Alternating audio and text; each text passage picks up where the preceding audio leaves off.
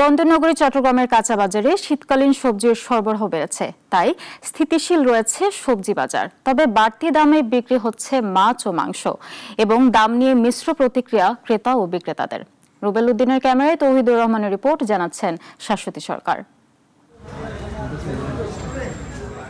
চট্টগ্রামের বাজারে এখন শীতকালীন সবজির ছড়াছড়ি, কমতে শুরু করেছে দাম। গত সপ্তাহের তুলনায় কেজি প্রতি গড়ে 10 থেকে 20 টাকা পর্যন্ত কমেছে শাকসবজির দাম। নগরের কাজীর দেউরি কাঁচা বাজার ঘুরে দেখা গেছে কেজি প্রতি বেগুন 60 টাকায় নেমেছে, সিম টমেটো 100 টাকায় এবং কাঁচামরিচ 80 টাকায় বিক্রি হচ্ছে।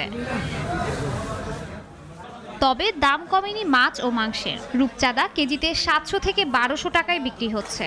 সরবরাহ কম থাকায় বড় সাইজের ইলিশ পাওয়া যাচ্ছে 2000 থেকে 2200 টাকায়। রুই ও কাতল বিক্রি হচ্ছে 250 থেকে 350 টাকা কেজিতে। চিংড়ি কিনলাম, টাইল্লা কিনলাম, রূপচাঁদা কিনলাম, তারপরে কোরাল মাছ কিনলাম, তারপরে লইট্টা কিনলাম। হ্যাঁ, একটু ওরা ফ্রেশ, বাট দামটা একটু বেশি রাখে। ইনকামের সাথে আয়ের সাথে ব্যয়ের সাথে কোনো সংকুলন করতে পারতেছে না, মানুষ খুবই কষ্টের মধ্যে আছে। গরুর মাংসের দাম কেজি প্রতি 100 টাকা বেড়েছে।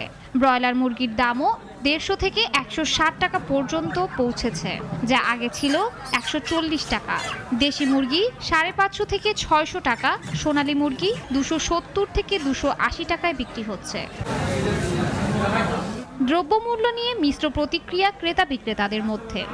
সপ্তাহ থেকে সপ্তাহের মধ্যে সবজির দাম 10 থেকে 20 টাকা করে কমছে। দাম আরো কমবে, সামনে শীতকালীন হিসেবে আরো সবজি বাইরে হবে।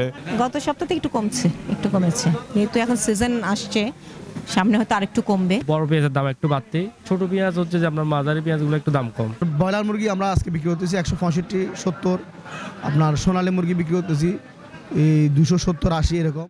বাজারে মনিটরিং কার্যক্রম আরও শক্তিশালী করা প্রয়োজন বলে মনে করেন ভোক্তারা। শাশ্বতী সরকার, নাগরিক।